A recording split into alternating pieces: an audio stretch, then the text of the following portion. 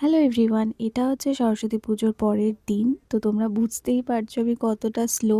ভিডিওটা অনেক দিন আগের, আমার একটু এডিট করতে সময় লেগে গেল। তো আজকে সকালবেলা একটু বেরিয়েছিলাম হাঁটতে, এসে আমি এখানে মুসলি খেয়ে নিলাম। তো এখন আমরা যাচ্ছি কুল আনতে। আমি শ্রীদিতে আর চিঙ্কা মিলে যাচ্ছিলাম কুল আনতে। চিঙ্কা হলো আমার দিদিদের পাড়ার একটা ছেলে, দিদি ওর নাম দিয়েছিল চিঙ্কা, ওর ভালো নাম আমি জানি না। আসার পর তো ফটফট গাছে উঠে গেল, আর আমি না লোকেশনটা দেখে পুরো অবাক হয়ে গেছি। নিচে কিন্তু পুকুর ছিল, আমি যদিও ওকে মানা করেছিলাম কিন্তু ও একদমই শুনছিল না।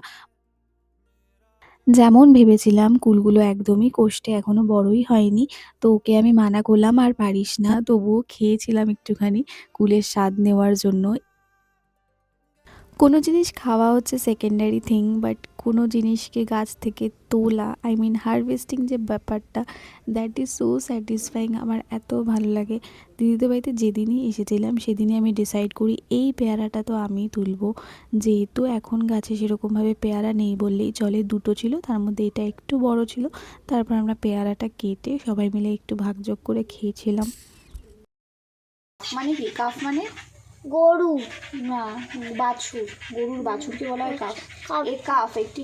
পিঠে জিনিসটা মোটামুটি সবারই ভালো লাগে, আর আজকে দিদি ভেবেছিল যে এক চন্দন কাঠ পিঠে বানাবে, কিন্তু ওটা বানানোর জন্য অনেকটা সময়ের দরকার ছিল। তো এই জন্য দিদি এখানে পাটিসাপটা বানাচ্ছে, আর এটাও কিন্তু সমস্ত কিছু প্রিপারেশন করেছে দিদি। আর এই পুরটাও কিন্তু ও বাড়িতেই বানিয়েছে, আর এটা না ঘিয়ে ভাজছিল, মানে এটা টেস্টটা একদমই অন্যরকম ছিল, খেতে অসাধারণ ছিল। আমার দিদি কিন্তু রান্নাবান্নার দিক থেকে খুবই এক্সপার্ট, ওর থেকে আমি অনেক সময় রেসিপি নিয়ে নিয়ে রান্না করি বাড়িতে। তো যাই হোক, আজকের ভিডিওটা এইটুকুনি, দেখা হচ্ছে নেক্সট ভিডিওতে, ততক্ষণের জন্য টাটা।